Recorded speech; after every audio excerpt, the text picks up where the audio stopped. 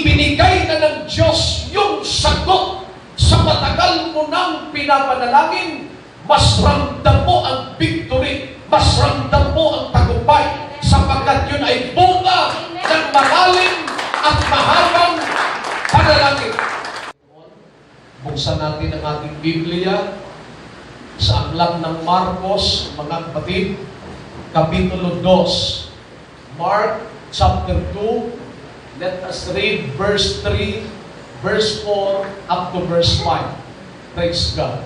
At sila'y nagsindating na may isang lalaking lumpo sa kaniya na kusong na 4. Verse 4. At nang hindi sila makakalapit sa kaniya dahil sa karamihan, ay kanilang binakbak ang bubungan ng kanyang kinaroroonan, at nang yaoy kanilang masira, ay inihubos nila ang kinahigaan ng lumpo. Verse 5. At pagkakita ni Jesus sa kanilang pananampalataya, ay sinabi sa lumpo, Anak, ipinatatawad ang iyong mga kasalanan. Pagpalain tayo ng Panginoon, nais kong mag-share, mag-aral sa inyo ng isang aralin.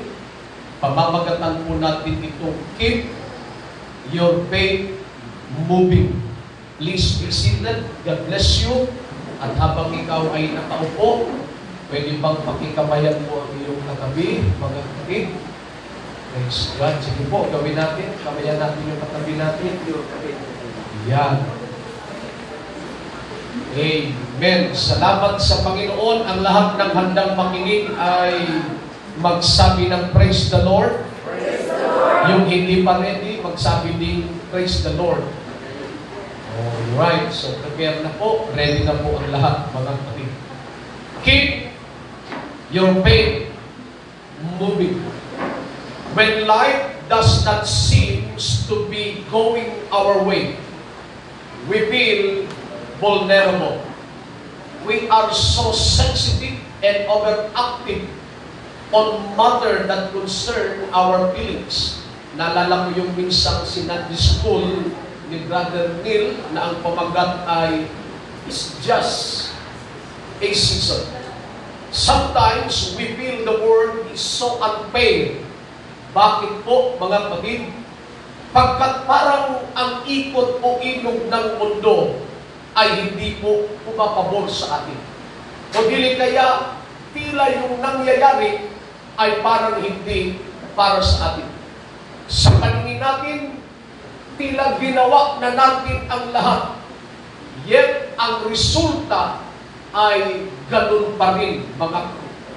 Kung ganyan ang sitwasyon mo sa oras na ito, keep your faith moving. Sa Book of Mark na ating binasa kanina, mga kapatid, yung key verse po natin, makikita po natin kung paano pinagaling ng Panginoong Jesucristo ang isang lalaking paralitiko at siya'y buhat-buhat ng 4 niyang kaibigan. Pero kung atin pong bibigyan ng diin o ng mas malalim, mga kapatid, na pag-aaral yung sitas ng Biblia, mapapansin niyo po, mga kapatid, hindi lang basta ganun yun. Hindi basta lang pinagaling siya ng Diyos, mga kapatid, one click. Hindi po. May proseso po ang nangyari. Ang pagkilos ng kanilang pananampalataya ay nandoon. Kaya kung babalikan natin ang Mark chapter 2, umpisahan natin sa verse 1, ganito ang ating mababasa, mga kapatid. At nang siya'y pumasok uli sa Capernaum, Amen. pagkaraan ng ilang araw, ay nahayag na siya na nasa bahay. Nang si Kristo, mga kapatid, ay pumasok sa Capernaum. You know what? Yung Capernaum, yan yung lugar na sinumpa ng Panginoon. Bakit, Pastor? Sapagkat yung Capernaum, marami diyang ginawang milagro ang Panginoon. And yet, marami ding hindi tumanggap sa Panginoon sa lugar na yan. Isa yan sa lugar na sinumpa ng Panginoon, yung Capernaum, mga kapatid. Nang siya'y pumasok sa Capernaum, pagkaraan ng ilang araw, ay nahayag na siya ay nasa bahay. Listen, nagbabalitaan ng mga tao na ang ating Panginoong Jesucristo ay naparoon sa lugar na yon. Sabi ng Bible, sila po'y nagpuntahan. Dinubog nila, mga kapatid, ang ating Panginoon. Why? Sapagkat makakakita sila ng milagro. Makakakita sila ng himala, mga kapatid. O ang iba naman sa kanila ay naroon para maging pusosero lang, mga kapatid. Tandaan po natin, gaya po ng in-exhort ko noong Friday sa ating pong undernight prayer meeting. Tayo po ay naglilingkod sa Diyos, hindi dahil may miracle, mga kapatid. Maraming mga religion o pananampalataya ngayon, ang front nila, yung kanilang basis sa paglilingkod, mga kapatid, ay healing at miracle. Hindi po. Huwag tayong mag-base sa miracle at healing. Yes, may miracle at healing kapag naglingkod ka sa Diyos. Pero yung faith natin, huwag natin isalik doon sa miracle at sa healing. Sapagkat si Apostol Pablo, lingkod na matapat ng Panginoon, kahit sa kanyang katapatan, hindi siya sinagot ng Diyos at hindi binigay ng Diyos sa kanya ang kagalingan. Kaya nga kung ang base ng paglilingkod mo healing at miracle, pag hindi ka ng pinagaling ng Panginoon, babagsak ka sa pananampalataya. Dapat ang base ng paglilingkod natin sa Diyos ay ito. Mahal natin ang Panginoon. Pagalingin ka matindi ng Panginoon, i-bless ka matindi ng Panginoon. Dahil mahal mo ang Panginoon, maglilingkod ka sa Panginoon. Everybody say, praise the Lord. Praise God. Maraming pumaroon. Pinuntahan nila yung bahay na kinaroroonan, mga kapatid ng Panginoon. At ang sabi ng verse 2, let's read. At maraming nagkatipon. Marami ang nagkatipon. Ano pa't hindi na magkasya. At hindi na magkasya sa bahay na yon na pinuntahan ng Lord. And then, kahit sa pintuan man, at sa kanila'y sinaysay niya ang salita. sa dami ng taong naparoon, kahit sa pintuan man, nagsisiksikan sila at hindi na magkasya. Mga napakarami talagang tao ang naparoon, pero hindi lahat ng pumaroon ay gustong paglingkuran o gusto talagang makinig sa salita ng Panginoon. Hindi po. Sapagkat kung itutuloy natin yung istorya, wala namang na-convert sa lugar na yon. Sa lugar ng Capernaum. Kaya nga sinumpak ng Lord yung lugar na yun eh. Verse 3, kindly. At sila'y nagsidating na may dalang isang lalaking lumbo sa kaniya na kusong ng apat. At narito, may apat na kalalakihan ang dumating. Buhat-buhat nila ang isang lumpo. At nais nilang mailapit ito sa Panginoon at siya'y pagalingin ng Lord. Ang problema nga ay ito, nagsisiksikan ang mga tao to the point na kahit sa pintuan ay hirap silang makalapit, mga kapatid. Maaring ang iisipin ng apat ay ito, na may dalang sakit. Pwede bang paraanin nyo kami? O di kaya pwede bang i-prioritize nyo kami? Pagkat may dala kaming sakit at nahihirapan na kami sa pagbubuhat dito sa aming kaibigan na may karamdaman. Well, common thinking ito na ang gusto natin, tayo palagi ang nauna. Kaya nga, may mga taong umu-overtake, minsan nagpipixer, naglalagay para unahin lamang sila. Pero hindi rin natin alam, mga kapatid, na baka sa area na yon, sa lugar na yon, sa bahay na yon, baka yung iba kaya nakikipagsiksikan, ay mayroon din silang malalim na hinihingi, mga kapatid, sa Panginoon. O meron din silang mabigat na pangangailangan sa Panginoon. Plus the mere fact na may mga ususero pa na nandoon, mga kapatid. Praise God. Kaya wala silang choice kundi maghintay na lang sa labas, mga kapatid. Well, of course, praise God, yung mga tao doon nakikipag-unahan talaga sa ating Panginoon. Ang tanong ay ito, sino ang higit na papaboran ng Lord? Kung ang lahat na nandoon, let's say, ipagpalagay natin, may mga needs o pangangailangan sa Lord. Kung lahat sila na nandoon ay humihingi, mga kapatid, sa Panginoon, ang tanong, sino ang papaboran ng Panginoon? Pwede ba yung first come, first serve? Pwede siguro. Sino ang unang papaboran ng Panginoon? As I said, kung ang lahat pare-parehong may needs o pangangailangan sa Panginoon. Alam niyo po kung sino, ituloy lang natin mga kapatid yung versikulo 4. Praise God. At nang hindi sila makakalapit Na sa kanya, hindi makalapit itong apat na ito na mayroong dalang kaibigan nila na may karamdaman, sabi ng Bible, ay kanilang binakbak ang bubungan ng kanyang kinaroroonan, at nang yakoy kanilang masira, ay inihubos nila ang higaan kinahigaan ng lumpok. praise God. Kung may kagustuhan, if there is a way, there is a way. Kung gusto mo talaga mga kapatid, may paraan. Pero kung ayaw mo, napakaraming dahilan. Kung gusto mo talagang maglingkod sa Diyos, walang anumang problema na pwedeng makahadlang sa iyo.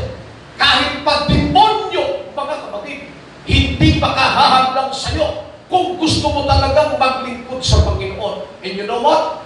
Kahit walang hadlang, pero kung ayaw mo, hindi ka pa rin makapaglilingkod. Sapagkat ayaw. Itong apat na ito, mga kapatid, hirap silang pumasok sa pintuan. Sapagkat nagsisiksikan ang mga tao. Ang sabi po ng Bible, umakyat sila sa bubungan. Gusto ko pong ipakita muna sa inyo ang mukha ng bahay ng mga Israelita sa panahon ng Panginoong Kristo. Yan ang forma ng bahay, mga kapatid, sa time ni Jesus Christ. Kaya nakaakyat sila sa bubungan. Praise God. Their houses were made of rough stone or adobe. Ito ang pundasyon at dingding ng kanilang bahay or mud bricks. Ang kanilang bubong o atip ay made of wood, hay, mud bricks or luad, mga kapatid, na pinatigas. At ganyan ang itsura ng kanilang tahanan noon.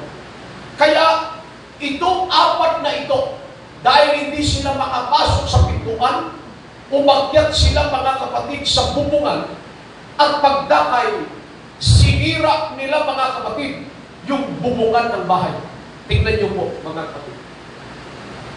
Malaking perwisyo ito. Unang-una, doon sa may-ari ng bahay.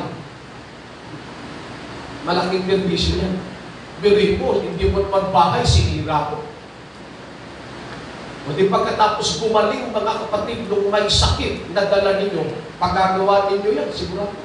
Sinira ko, hindi naman sa inyo. At saka malaking abala yan. Why?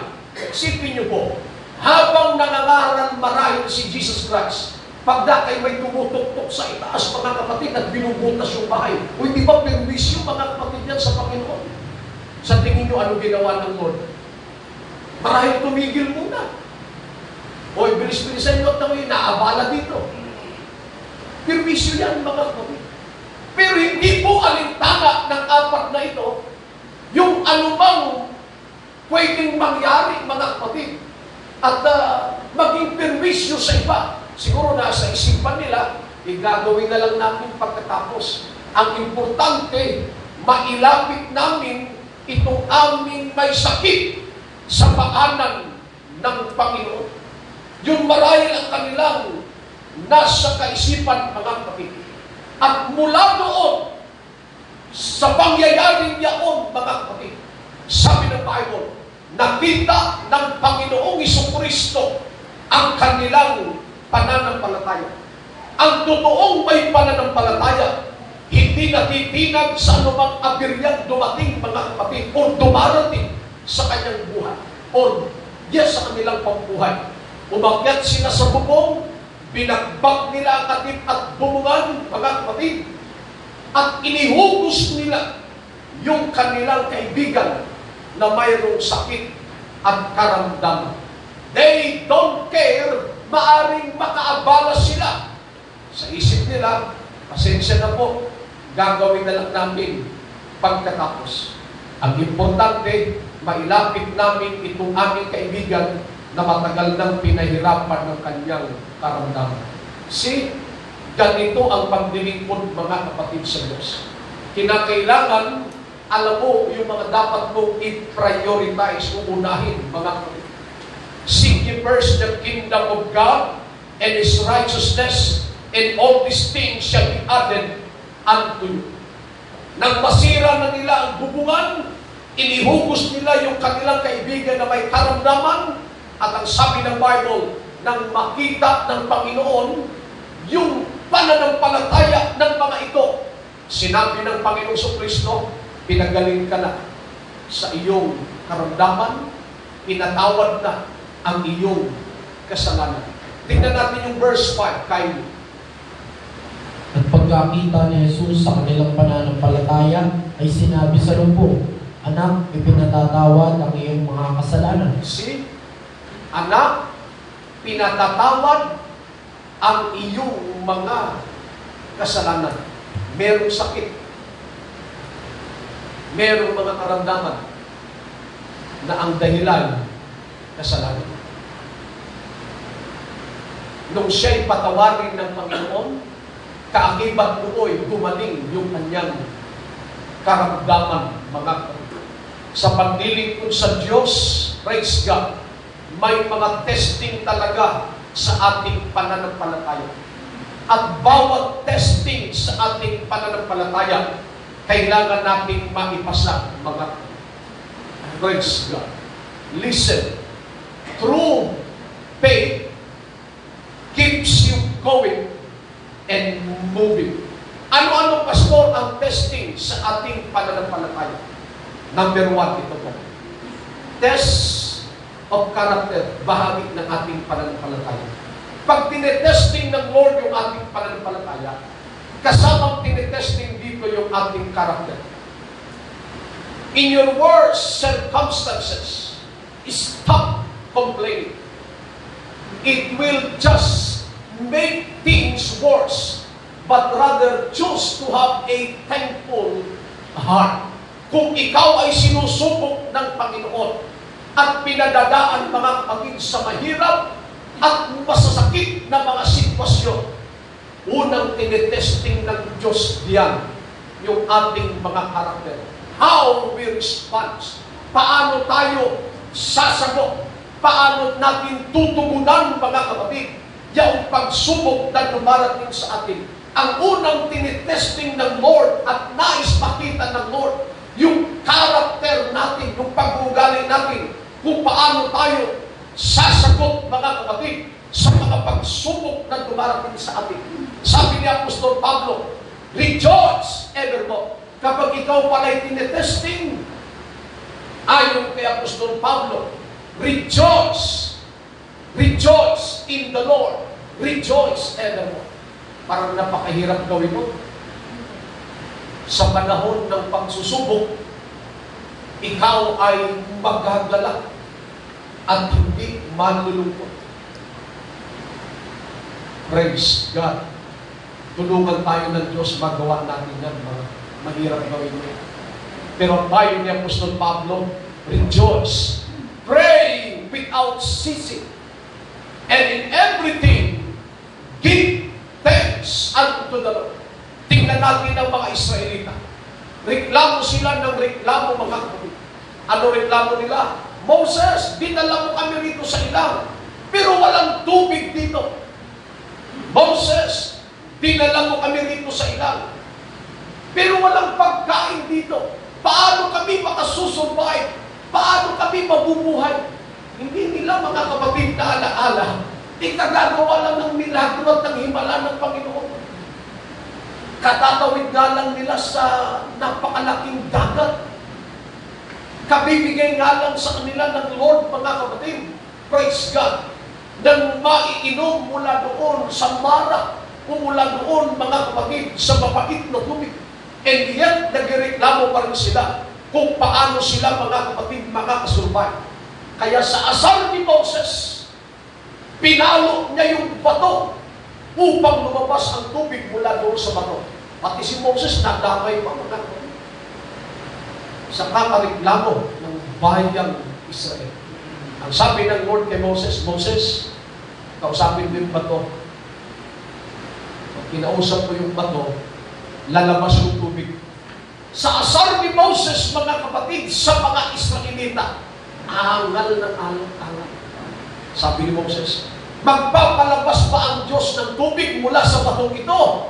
O mangyayari nga at hinampas ni Moses yung bato, mga kapatid.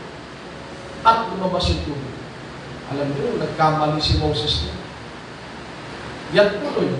Hindi nakapasok sa promised land, mga kapatid. O dahil doon. Kaya nga, pag may dumarating sa ating aberya, sa buhay natin ito, huwag lang tayo magreklamo, mga kapatid. Magpasalamat lang tayo sa Diyos. Alam naman ng Diyos yung kanyang ginagawa. Praise the Lord. Pakikalabing nga ang iyong katabi, pakisabi, huwag ka nang magreklamo. Baka sa kaareklamo mo, magdamay pa si pastor sa iyo. O hindi ba si Moses nagdamay, mga kapatid?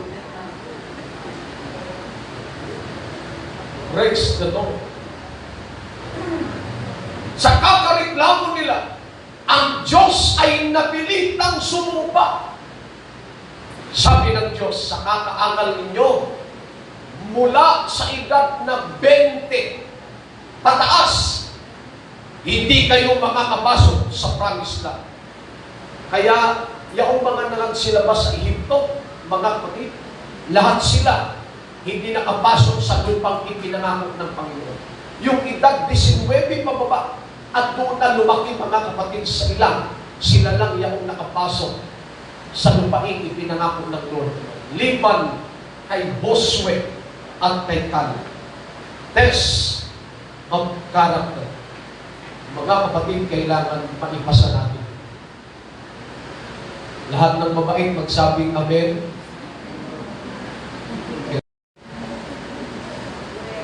Lahat ng nagbabait-baitan magsabing amen. Kahit nagbabait-baitan na lang, wala pa rin, pagsak pa rin tayo. Ulitin ko, baka hindi niyo ako narinig. Lahat ng mabait magsabing amen. Lahat na nagbabait-baitan magsabing amen. Okay na tayo. Lahat ng misay nawawala sa bait pag sabi kami.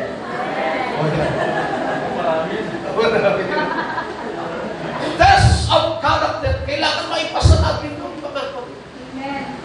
At hanggat hindi natin naipapasa yun at yun pa rin ang testing o pagsusulit na ibibigay sa iyo ng Diyos. Hindi mo na ipasa. O ibibigay sa iyo ng Lord yung isang problem na ito. Kailangan maipasa natin yun. Pag hindi natin naipasa yun, next year, yun na naman na problema darating sa iyo. Kasi hindi mo pa naipasa. Pero pag naipasa mo na, okay, next level na naman. Praise God. Test of character.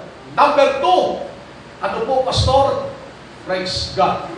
Number 2 is test of strength. Kanina, character. Ngayon naman, strength. Praise God. Bago natin basahin yung versikulo para sa test of strength, puntahan ulit natin yung Deuteronomy chapter 8 up to verse 3. Kindly. At iyong aalalahanin ng buong paraan ay pinaglubay sa iyo ng Panginoon mong Diyos itong 40 taon sa ilang upang kaniyang pangumbaba ka at subukin ka na maalaman kung ano ang nasa iyong puso, kung iyong gaganapin ang kaniyang mga utos o hindi. See?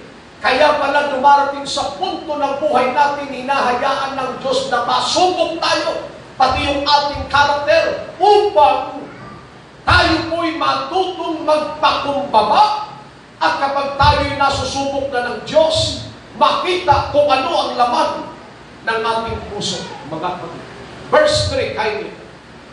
At ikaw ay pinapakumbaba niya at pinapagdagdag ka niya ng gutom at pinakain ka niya ng mana na hindi mo nakikilala ni nakilala ng iyong mga magulang Then, upang kaniyang maipakilala sa iyo na hindi lamang sa tinapay nabubuhay ang tao, kundi sa bawat bagay na nagmumula sa bibig ng Panginoon. Bakit kailangan dumaan tayo dito, Pastor? Para matuto tayong i-adjust at mag-adjust ang ating mga pag-ugali. Ito'y para sa atin.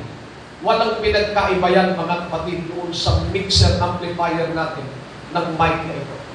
Habang inaayos ko yung mic natin kanina, of course, may mga mic testing dyan. Hello, hello, 1, 2, check, check, 1, 2, sound, sound. May mga mic testing muna, mga kapatid. Teka, parang malakas kung ibababa mo yung volume ngayon. Praise God. Hello, hello, parang malakas pa rin ng konti kung ibababa mo pa rin yung volume, mga kapatid. At kapag chine-check mo at nakita mo, mga kapatid, yung mic, tila malakas yung echo, magbabawas ka naman.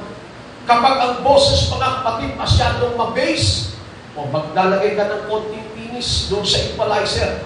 Kung ang boses naman, mga kapatid, ay matinis, maglalagay ka, mga kapatid, ng konting bass. See, ang test of character ay tinutulog ng Diyos para matuto tayo na ano po, ulitin ko, mag-adjust, i-adjust, at mabago yung dapat baguhin sa atin. Tinutulog ng Diyos yan. Minsan pa nga, tinutulog ng Diyos na masaktan ka. Para ano po, matuto tayong magpakumbaba. Everybody say amen. Number 2, test of strength. Recognize your fear because there lies the seed of strength. Tandaan natin ito, mga kapatid. Sabi ni Apostol Pablo, kung saan ako mahina. Ano kasunod doon? Doon ako malakas. Paano ba ipaniliwanag yun? Yung kahinaan mo, yun ang kalakasan mo. Kung saan ako mahina, nandoon ang aking kalakasan. Paano i-explain mo? Yung kahinaan mo, yun ang kalakasan mo. Paano? Mahina po yung flesh, pero yung spirit malakas. Mahina yung flesh, pero yung spirit malakas. See? Kung saan ako mahina, doon ako malakas. By the way, ano ba kahinaan natin? Yung kahinaan mo, yun daw yung kalakasan mo. Kahinaan mo talaga, Pastor, pagkain. Kaya kahit anong diet ko, Pastor, kahit anong gym ko, Pastor, yun pa rin. Pagkumain ka, malakas ka. Gano'n mo, nag-workout ka, nag-gym ka, mga kapatid, 3 oras yung tinugod mo. 3 oras, Pero nung kumain ka naman, mga kapatid, sanggol siya. Only rice. Praise God. Rice, please. Rice, please. Nakapitong rice, please ka. Wala rin, mga kapatid. Sabi ni Apostol Pablo sa 2 Korinto 12:9 hanggang 10 kayo. At siya nagsabi sa akin, ang aking biyaya ay sapat na sa iyo. Praise the Lord. Sabi ng Lord, ang biyaya ko ay sapat sa iyo. Kaya sino mang anak ng Diyos, hindi mo papagkulangin ng Panginoon. Amen. Hindi ka magkukulang. Why? Diyos mismo nagsabi, ang biyaya ko ay sapat sa iyo. Tuloy. Sapagkat ang aking kapangyarihan ay nagiging sakdal sa kahinaan. Amen. Kaya't bagus akong magpamamapuri na may malaking galak sa aking kahinaan upang manahan nawa sa akin ang kapangyarihan ni Kristo. Yes. Kaya nga ako'y nagagalak sa mga kahinaan. Ako'y nagagalak sa kahinaan. Why? Sa mga pagkaapi, sa mga pangangailangan, sa mga pagkakausip, sa mga paghihinagpis, dahil kay Kristo. Sapagkat pagka ako'y mahina, ako ngay malakas. Pagka ako'y mahina, ako'y malakas. Kung nasaan ang weakness natin, nandun natin masusumpungan yung kalakasan natin. Why? Sapagkat doon tayo higit magpupokus ng panalangin. Lord, sorry po. Ito talagang kahinaan ko sa area na ito. Lord, sorry po. Tulungan po ako, Panginoon. Palakasin mo ko sa area na ito. Pwede ba? Kung saan yung weakness mo, doon mo lalong pinupokus, mga kapatid, yung pananalangin mo. Doon sa area ng kahinaan, sabi ni Apostol Pablo, doon natin masusumpungan ang ating kalakasan. Lord, talagang pag walang pera, Lord, iba na pakiramdam ko. Hindi ba doon mas pinupokus natin yung ating panalangin? Lord, talagang buglutin ako, Panginoon. Gusto kong bumait, Panginoon. Tulungan mo naman ako sa bagay na ito. Lord, minsan sumbungin talaga ako, Lord. Tulungan mo naman ako sa bagay na ito. Hindi ko ma-overcome. See? Kung saan yung kahinaan natin, doon natin pinupokus higit yung ating panalangin. Kaya pala sabi ni Pablo, kung saan yung aking kahinaan, nandun yung aking kalakasan. Praise God. Number 3, test of patience. Trust the process. Mga kapatid, dito sa part na ito, maraming Kristiyano ang bumibigat. Test of patience. Why? Kasi ang gusto natin, aminin man natin, hindi. Ang gusto natin, one click lahat ng bagay. Tama po? Amen. Yung parang pag nag-pray tayo, kinabukasan ang gusto natin, nandiyan na agad yung sagot. Tama? O ako lang nakakaramdam ng gano'n. Amen. Once na nag-pray tayo, ang gusto natin, ang sagot kaagad ng Diyos, nandiyan na agad. Kaya maraming mga Kristiyano, mga kapatid, nagmumorto, o di kaya'y nagpapaktul sa Panginoon sapagkat yung kanilang prayer request ay tila ang tagal ng sagot, mga kapatid, ng Panginoon. May proseso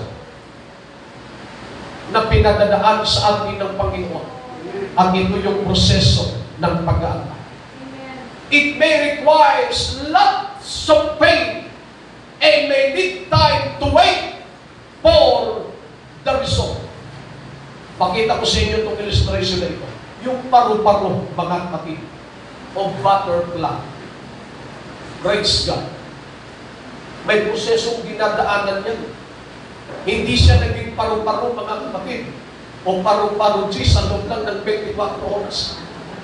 Hindi niya naging butterfly within 24 hours, mga kapatid. No. First stage, itlog muna siya. And you know what? It takes 4 days, 4 na araw, mga kapatid, para yung itlog mapisat. After 4 days, magiging larva o caterpillar siya, umuod. Mga kapatid, it takes 2 weeks per time na ang caterpillar ay nahatch mula po sa itlog. 4 days, itlog lang siya. After 4 days, mga kapatid, magiging uod siya. Yung pagiging uod niya, 2 weeks yun. 2 linggo, mga kapatid.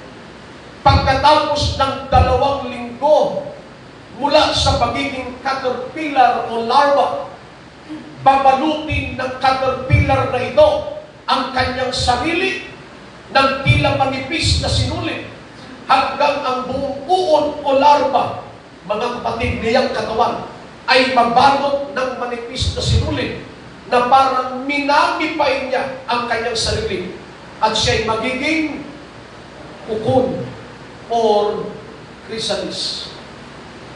Magiging kukun siya, mga kapatid. Ang kukun or chrysalis na ito ay tumatagal ng 14 na araw. See? Kaya yung pagiging paru-paro ng isang paru-paro, hindi nangyari yan sa loob ng isang araw. 4 days, plus 2 weeks, plus 14 days na naman, or another 2 weeks na naman, mga kapatid. At doon sa kukun, mga kapatid, magtitiis yan ng ilang mga araw o 2 linggo na nandun lang siya sa loob ng kukun. It takes 4 days being an egg, 2 weeks being a caterpillar, 14 days being ate food. Then after that, kailangan niyang punitin mag-isa. Dahil namamipay siya, minamipay niya yung kanyang sarili. Kailangan niyang punitin mag-isa yung kukon o yung sinulid at lalabas siya doon, mga kapatid. Praise God. Para maging magandang paru-paro. Alam niyo po, mga kapatid, kung siya'y kukon pa at binibiyak niya yung kukon, huwag mo siyang tulungan. Kapag yung butterfly, tinulungan mo sa pagbiyak ng kanyang kukon. Yung butterfly na yun, mga kapatid, paralyzed na butterfly yun. Meron akong inalagaan na caterpillar noon, mga kapatid. Malaki siya na naumod.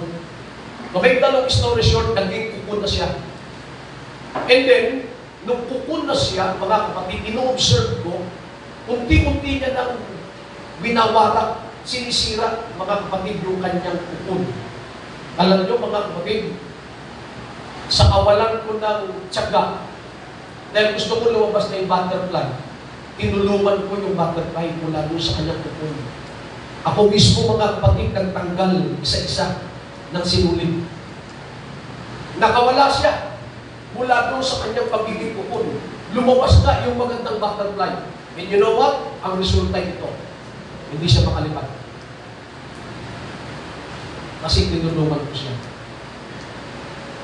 Kaya pala, mga kapatid, kinakailangan siya mag-isa ang pumunit ng kukon, mga kapatid, o ng sinulid na nakabalot sa kanya para yung kanyang pakpak, mga kapatid, tumibay.